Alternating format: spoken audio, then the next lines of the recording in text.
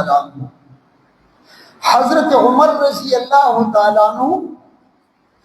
د نبوت پشپگم کال باندې د نبوت پشپگم کال باندې په مکی مکرمه کې ایمان راوړل او د ایمان دراوړلو طریقې هم ناشنا و راوته په غلطه اراده او بجال کې راګیر شو دغه دین اسلام د هغې د غلبې دپاره د هغې د اشاعت دپاره د هغې د تنفیذ دپاره الله جل جلاله استعمال کړو او چې کله راتلو د حضرت زید بن ارقم رضی الله تعالی عنه کور ته نو په منډه صحابه راغلل چې یا رسول الله عمر را روان دی او په لاس کې توره ده حضرت حمزه رضی الله تعالی عنه ورته وفرمایل چې راپرېږدئ را بشي که نیت یې ښه خو ټیک ده او که نیت یې ښه نه و نو داسې ما ډېر برابر کړي دي دی به د نور څخه برابر کړه او چې څنګه راغی پیغمبر علیه السلام والسلام ته وایي چې یا رسول الله ما ته کلمه ووایه هغه کلمې وویله او د کلمې د وینا نه پس پیغمبر علیه السلام ته فرمایي چې یا رسول الله ټینګېږم نه وزم به میدان ته او چونکې دغه بیت الله شریف دی او دې طرف ته د حضرت زید بن ارقم رضی الله عنه کور دی وی زه به وزم او دې کافرانو ته به اوس د دې کلمې د توحید د دې کلمې د شهادت علی الاعلان به ورته خبرې خو چونکې پیغمبر علیه السلام په خپلو شاګردانو باندې انتهایي مهربان وي عمره مه وځه هسې نه تکلیف به در ورسوي یا رسول الله تر اوسه پورې نرم او اوس به بزدل ورځم په میدان اول د خانه کعبې د سوري لاندې د بیت الله د سوري لاندې د مکې د مشرکینو تمام سرداران او رؤسا موجود او اعلان وکړو اولې کلمه نه ویله دا اعلان وکړو چې ای د مکې رؤساو واورئ نن عمر یو اعلان کول غواړي که په تاسو کې څوک نر په ځان باندې خپل بچي یتیمان کول غواړي خپله ښځه کونډه کول غواړي نو د عمر مقابلې ته دې راشي او عمر وایي چې اشهد ان لا اله الا الله واشهد ان محمد رسول الله اعلان وکړو تمام کفار سیر وکړه سرونه ټیټ کړه چې په بلا اخته شو ولې عمر د هغه جرأت د هغه زړورتیا په کفر کې په شرک کې هغوی ته معلومه وه اوس چې کله د توحید رڼا راله د توحید د رڼا د وجې نه په هغه دلاورۍ کې په هغه شجاعت کې نور هم اضافه وشوله او حضرت عمر رضی الله تعالی عنه دا هغه اولنی انسان چې د دار ارقم نه د دین دعوت را اوچت کو چې خفیه تعلیم یې هم خفیه او دعوت هم خفیه را اوچت شو هغه دعوت د توحید هغه علی الاعلان د تمام کفارو په مخ کې ټولې دنیا ته بیان کو او الحمدلله هغه دعوت را اول د حضرت عمر د دلاورۍ او د شجاعت د وجې نه پیغمبر صلی الله علیه وسلم د ابوبکر سره د یو کور نه بل کور ته ځي د یوې علاقې نه بلې علاقې ته ځي او خلکو ته اوس د دین دعوت ورکوي حضرت عمر رضی الله تعالی عنه د نبوت په شپږم کال باندې ایمان یې راوړو نو اوس په مدینې منورې کې خو پیغمبر علیه السلام څو کاله تېر کړي په مکې مکرمې دیارلس کاله تېر کړي اووه کاله ده او لس کاله د مدینې منورې دا اولس کاله دا حضرت عمر رضی الله تعالی عنه د پیغمبر علیه السلام سره په هر ځای کې ملګری حتی کې په مدني ژوند کې چې کوم 22 جهادونه او غزاګانې شوي دي 27 غزاګانې شوي دي یوه داسې غزا او جهاد نشته چې حضرت عمر رضی الله عنه کې شریک شوی دی ولسکاله د پیغمبر علیه السلام رفاقت او مرګرتیا او بیا داسې مرګرتیا چې دومره زیات محبوب وګرځېدو چې پیغمبر صلی الله علیه وسلم وفرمیل ان الله جعل الحق على لسان عمر وقلبه. خدای پاک حق دا د حضرت عمر رضی الله تعالی عنہ په ژبه باندې او د هغه په زړه باندې جاری کړی دی. جعل متضمن د معنا د جراله، په معنا د جرا شو چې خدای پاک حق د حضرت عمر رضی الله تعالی عنہ په ژبه او په زړه باندې جاری کړی او د هغې د جریان نمونه دا وه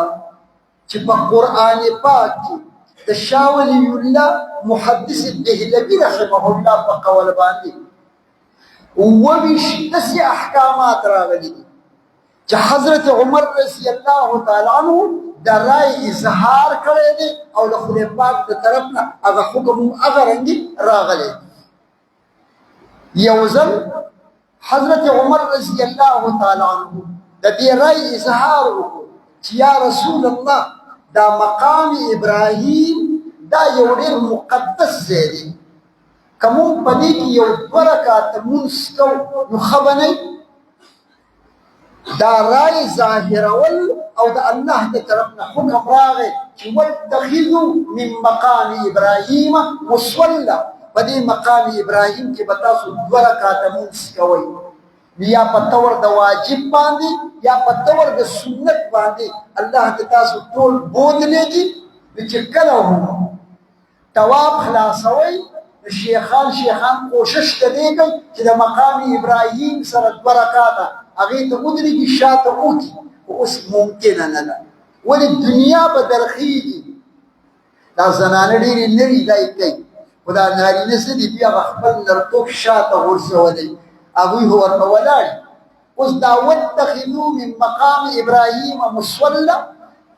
د حضرت عمر رضی الله تعالی عنہ رای وه او خدای پاک د دغې رای مطابق آیات کریمه نازل کړو. دغه وجه ده په بخاري شریف کې چې کله وایي هلته کې به بیا دا الفاظ به راځي چې وافقک ربک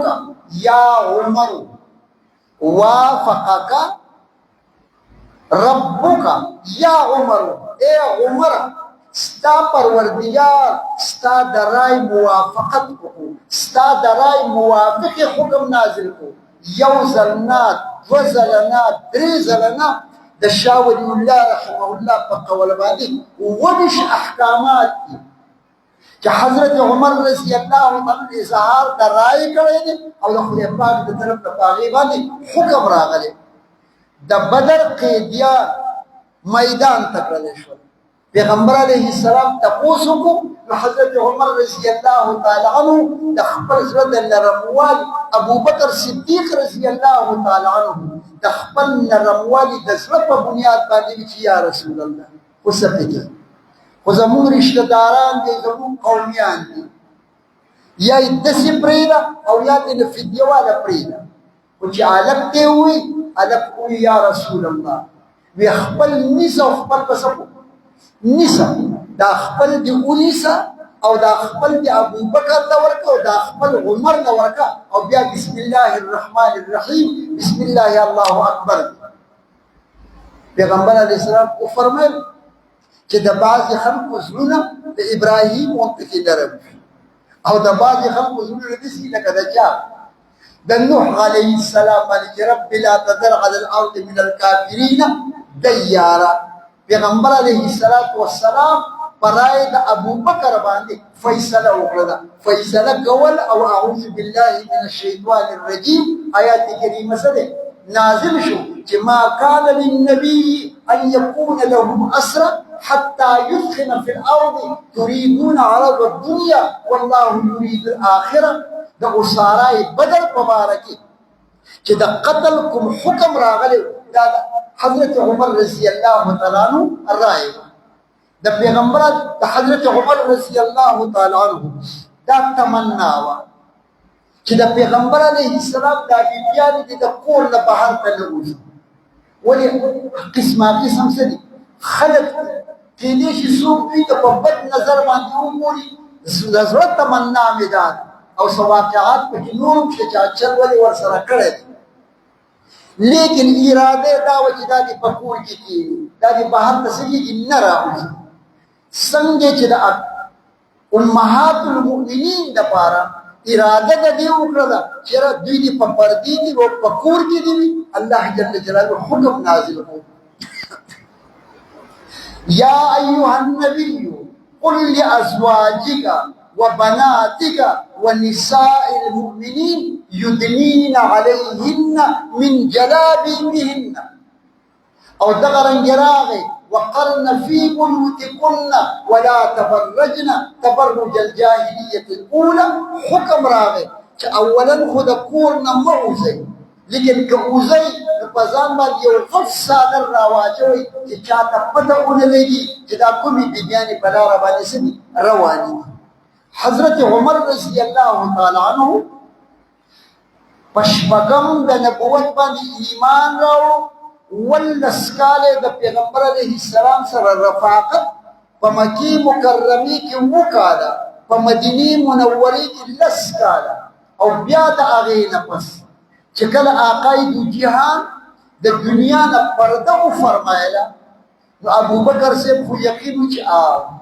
لیکن حضرت عمر صاحب هغه وي توره مې راغستې څوک خو دې ووایي چې پیغمبر علیه السلام د دنیا نه پرده کړی دی چې سر دې نه کټ کوم. لیکن چې کله ابوبکر رضی الله تعالی عنه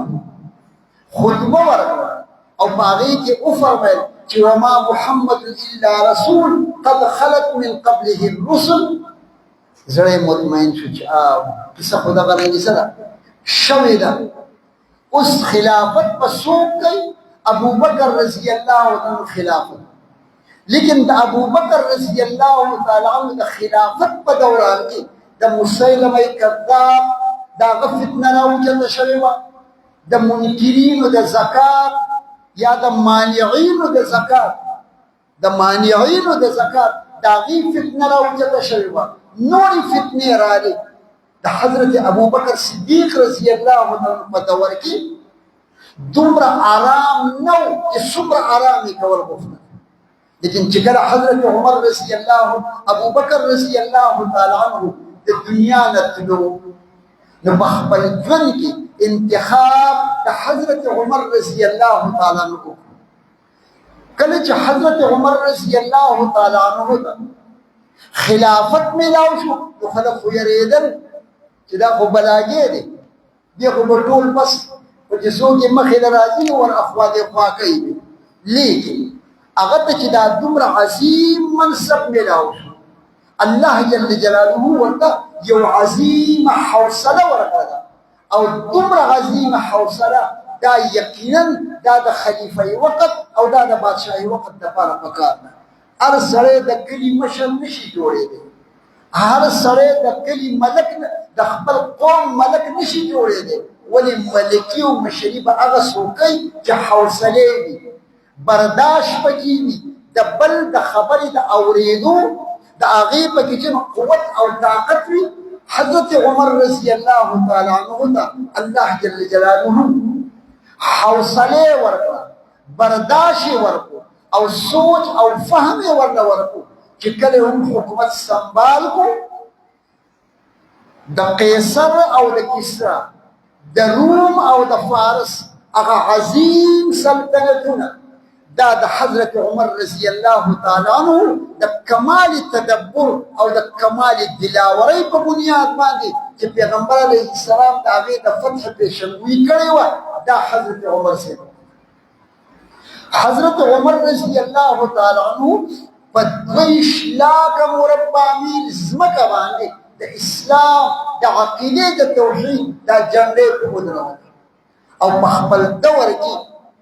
عبادت خانو دومره توجه ورکړه ده چې د پیغمبر علیه السلام په دور کې دومره عبادت خانې نه وي لکه څومره حضرت عمر رضی الله عنه عبادت خانو وسعت او پیلاوالی. ولې چې څومره به دین خورېدو دومره به عبادت کوونکي زیاتېدل د هغوی دپاره به د عبادت خانو زیاتوالی. حضرت عمر رضی الله تعالی عنه په خپل دور کې زنانه چې د دې خلقت او پیدایش په دویم نمبر باندې دی، لیکن په حقوقو د نسوان کې دا په دویمې درجې کې نه دي، بلکې زنانه په حقوقو د انسانیت کې دا د نارینو سره برابر دي او د دې د مساوات او د برابروالي د حقوقو د دې عملي تنفیذ حضرت عمر رضی الله تعالی حضرت عمر رضی الله تعالی په خپل دور کې چې څومره اقلیتي خلک د دین اسلام نه علاوه که یهودو که نسواراو که مجوسو که هر یو مذهب والا چې هغوی ته خپل حقوق ورکړل، په هغوی باندې جزیه مقرر کړله، خو چې کله به جزیه واغستله نو د جزیې د اغستلو نه پس هغوی ته امن ورکول، هغوی ته سلامتیا ورکول، هغوی ته حفاظت ورکول، دا د مسلمان حکمران په ذمې باندې او دغه وجه وه چې کله د حمص علاقې فتح کړله او بیا د مسلمانانو مجاهدین د یو جنگي کردب په بنیاد باندې د یو جنگي تدبیر په بنیاد باندې د حمص ځمکې پرې ښودل او شاته تلل، هغه خپله جزیه راواغسته او هغوی ته بیا واپس ورکړه. ځکه مسلمان حکمران چې جزیه اخلي دا د امن په بنیاد باندې اخلي، او چونکې موږ ستاسو نه په شا باندې روان یو، موږ تاسو له امن نشو درکولی، نو تاسو ته به موږ خپله جزیه واپس کوو. حضرت عمر رضی الله تعالی عنه انتظامیه هغې په دوو حصو باندې تقسیم کړه. یو هغه انتظامیه وه چې هغې ته عسکر ویلی کېږي، هغې ته فوج، هغې ته آرمي ویلی کېږي، چې د حدود اسلامیو د اسلامي سلطنت د هغې د سرحداتو او د بارډر حفاظت به کوي، څوک به راپرېږدي نه، په بارډر باندې هغوی ودرول. لیکن د انتظامیې یو بل قسم، یو بل نوعه چې هغې ته نن موږ پولیس وایو، په هغه دور کې ورته شرطه ویله چې هغه د اندرون ملک د هغې نظم سنبالوي، خلقو له تحفظ ورکوي، د خلقو مال له تحفظ ورکوي، چېرته مجرم دی چېرته ډاکو دی په هغه باندې لاس اچوي او نیسي. د دې نظم او د دې انتظام ابتدا د حضرت عمر رضی الله تعالی عنه کړی. حضرت عمر رضی الله تعالی عنه په خپل دور خلافت کې چې څومره ځمکې په خلافت کې وي د هغوی د آبادولو دپاره، د هغې د سرسبز شاداب او د زرخیز د جوړولو دپاره په تمام ملک کې په تمام علاقې کې نهري نظام رایج شو. نهرونه به یې ویستل او د هغې په ذریعې باندې به ځمکې آبادولې، دې دپاره چې اسلامي سلطنت هغه د معاش په بنیاد باندې په خپله باندې خودکفیل وي، بل چاته ضرورت نه. حضرت عمر رضی الله تعالی عنه په خپل دور خلافت کې دا حکم وکړو چې څومره انسانان چې هغه بېروزګاره دي، څومره انسانان چې هغه معذوره دي، د لاس او د حقوق کار په خپله باندې نشي کولی، د حکومت د طرف نه به هغوی ته خرچه میلاوي، نان نفقه چې نن ورته الاونس ویلې کېږي، دا یې د بېروزګارو دپاره هم مقرر کړو او دغه رنګې دا یې د معذورینو دپاره هم مقرر کړو او د هغې په ذریعې سره په خپل سلطنت کې بېروزګاري ختمه کړله او په خپل سلطنت کې ملنګي، سوال، ګداګري هغې ختمه کړله. ولې ګداګر عموما هغه انسان وي چې هغه په لاسو باندې چې شل دی، په خپو باندې شل دی، په سترګو باندې معذوره دی، خو چې کله هغه ته د حکومت د طرف نه نان نفقه مقرر کړله په ملک کې ګداګري او سوال او غوښتنه دا یې ختمه چونکې اسلامي سلطنت هغه 22 لکه مربع میل په هغې کې وسعت او فراخوالی راغلی موبایل خو په هغه وخت کې څه دی نه اوس پیغام رساني چې د یو ځای نه بل ځای ته خبر رسول د هغې دپاره د ډاکخانې انتظام وکړو چې چا به خپل سوال جواب بلې علاقې ته رسول د هغې دپاره دفتر جوړ کړو د دفتر دپاره ملازمین مقرر کړل او هغه ملازمین به لګېدل هغه خطوط به اخیستل او د یوې علاقې نه بلې علاقې ته به رسول د حضرت عمر رضی الله تعالی عنہ خلافت 10 کاله 6 میاشتې او 10 ورځې 10 کاله 6 میاشتې او 10 ورځې دا د هغه موده د خلافت وه لیکن په دې مودې د خلافت کې هغه د خلافت عملي نمونه دنیا ته ښودلې ده او چې کوم ملکونه د هغه د خلافت په عملي نمونې باندې خپل ملک چلی هغه ملک ته خدای ترقی ورکوي نن کفار د حضرت عمر رضی الله تعالی عنه هغه عملي خلافت باوجود د دې نه چې عقیده د توحید نه ده لیکن د خپل ملکونو انتظام او انصراف د حضرت عمر رضی الله تعالی په خلافت باندې بنا کړی دی لاړ شه هلته کې به دا ټولې شعبې دا به فعالې وي او هلته کې به امن وي خوشحالي وي سکون وي او نوره ترقي وي لیکن چې کومو اسلامي ملکونو چې نوم د حضرت عمر اخلي لیکن خپله بادشاهي هغې د حضرت عمر رضی الله عنه په خلافت باندې نه ده بنا کړې نو دې مسلمان ملک ځان ته د موحدینو ملک وایي لیکن نه پکې امن شته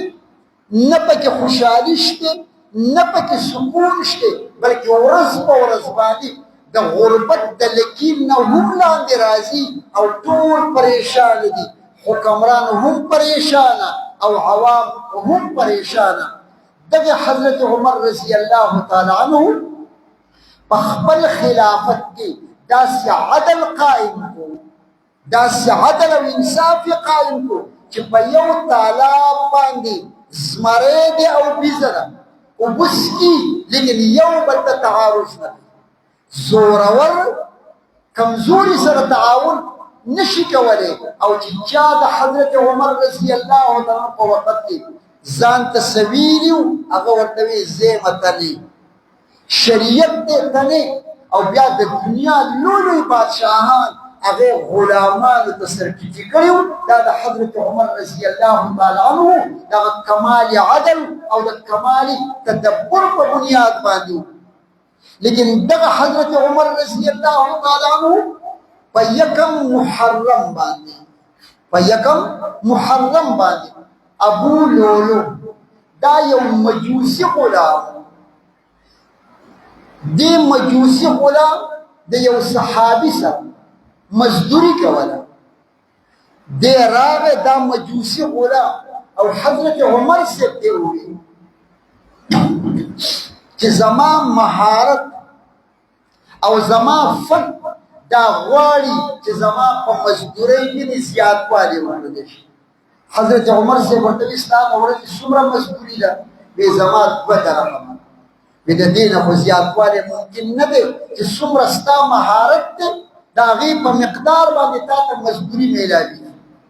لیکن دا یو وبانه مقصد یې دا چې زبدا حضرت عمر سے شهید کو او چې کله حضرت عمر رضی الله تعالی دغه مطالبه د ابو لولو فیروز چې ته خدا جرند پیژنې جرند دا خو ته په خپل انداز باندې جوړې خو خلینه ده چې یو جرند به مال جوړي نو دا ورته په اشارو کې دی ابو لولو دمکی ورله ورته وی تعالی زدا سي جرند جوړو چې په مخ د ځمکې باندې به بیا ټول خلک یاد زبر تعالی داسې ژرنده جوړو چې بیا به دې خلک یادوي. حضرت عمر رضی الله عنه خپلو ملګرو ته چې دا دمکي ده ښه دې ما شهید کول غواړي. خو چونکې د شریعت مسله دا ده چې کله یو انسان ارتکاب د جرم نه یې کړی ته پرې لاس نشي اچولی. ورنه نن خلک کوي، نن دنیا کې دا رواج دی چې چاله دې دمکي ورکړه هغه حکومت یې وقت ته ووایي وایي د دې پلانکي نه زه وېرېږم، د پلانکي ماله داسې دمکي راکړې ده ماله د تحفظ ضمانت راکړي. خو حضرت عمر صاحب چونکې د تحفظ ضمانت یې وانغس، حضرت عمر رضی الله تعالی عنہ په یکم محرم باندې د سحر په مانځه کې په مانځه باندې ولاړ او ته یو زهریله خنجر یو زهریله خنجر یې تیار کړی په حضرت عمر رضی الله عنه باندې گزار وکړ او د هغې نه شهید شو. اگر چې یو طبیب حاذق یې وله راویست لیکن هغه وایي چې مسله څه ده پوره شوې ده دې نور د بچ کېدو نه دی. نو په دې یکم محرم باندې دین د توحید ته یو عظیم نقصان رسېدلی او دغه سړی دا ابولولو فیروز چې دا قاتل د دې قاتل نن په یو ملک په ایران کې د ده مزار جوړ کړلی شوی او خلک د ده مزار ته په دې نیت باندې ځي چې د هغوی دا عقیده ده وایي دا هغه نر انسان چې د اسلام دا یو عظیم سپون دا یو عظیم خلیفه دا د په لاس باندې شهید شوی دی. حضرت عمر رضی الله تعالی عنه د هغه ژوند د هغه ورځ او شپه د هغه د پیغمبر علیه السلام سره رفاقت او ملګرتیا بیا د حضرت عمر رضی الله تعالی عنه دا 10 کاله دا نظام د عدم چلول دا د تمام حکومتونو لپاره د حکومتونو د سربراهانو لپاره یو عملی نمونه ده. الله جل جلاله دې موږ ته د حضرت عمر رضی الله عنه په نقش قدم باندې د چلېدو توفیق راکړي. واخر دعوانا